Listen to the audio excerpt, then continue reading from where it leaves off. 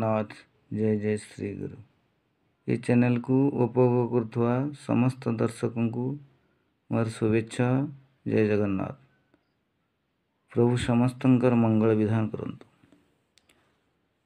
ओम श्यामांगी शशिशेखरां त्रिनयनां रत्नसिंहासनस्थितां वेदैर्बाहुदण्डैः रसिखेटक पाशांकुशधरां। जय जय मातंगी।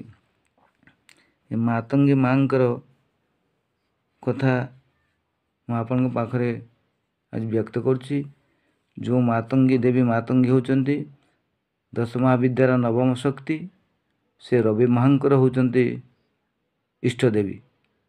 मांकर आराधना कले रविकृत पीड़ा रविंकर दुष्प्रभाव कमी जाई थाए। तेणु जे श्रद्धार सहित मातंगी मांकर स्तव स्तुति बा कवच पाठ करे तापरे माँ संतुष्ट होइथांती एवं रवि ग्रह मध्य संतुष्ट होई तार पीड़ा कम करथांती। जेतेबेले मनुष्यर राशि चक्र रे रवि महाग्रह दुर्बल स्थिति रे थांती एवं जेतेबेले राहु महादशारे रविंकर अंतर्दशा आसे सेतेबेले से लोकर बहु प्रकार क्षयक्षति घटे। तार पितांकर देह पीड़ित हुए एवं से हृदरोग आक्रांत नेत्र विकार मालिमक द्वारा मध्य जड़ित हुए। तेणु यही सब रक्षा पाइबाक हेले आमे रवि महाग्रहंकर इष्टदेवी मातंगी देवींकर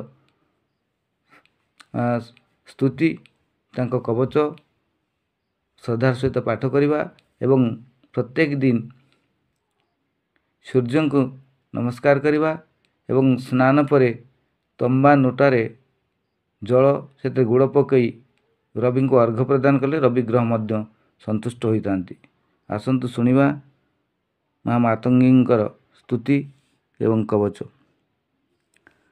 ओम कांता कटाक्ष जगतां त्रयणां विमोहयन्ती सकलान सुरेशी कदम्ब मालांचितकेशपाशं मातंग कन्यां हृदि भावयामि।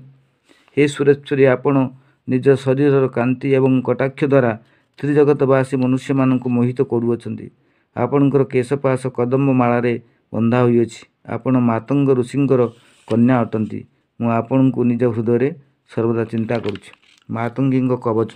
शिरो मातंगिनी पातु भुवनेशी तु चक्षुषी चोतला कर्ण जुगलं त्रिपुरा वदनं मम पातु कंठे महामाया हृदि माहेश्वरी तथा त्रिपुरा पार्श्वयो पातु गुहे कामेश्वरी मम उरुदोये तथा चंडी जंघायां चरति प्रिया महामाया पदे पाय सर्वांगेषु कुलेश्वरी ज इदं धारये नित्यं जायते सर्वदानवित् परमैश्वर्यतुलं प्राप्तोति नात्र संशयः।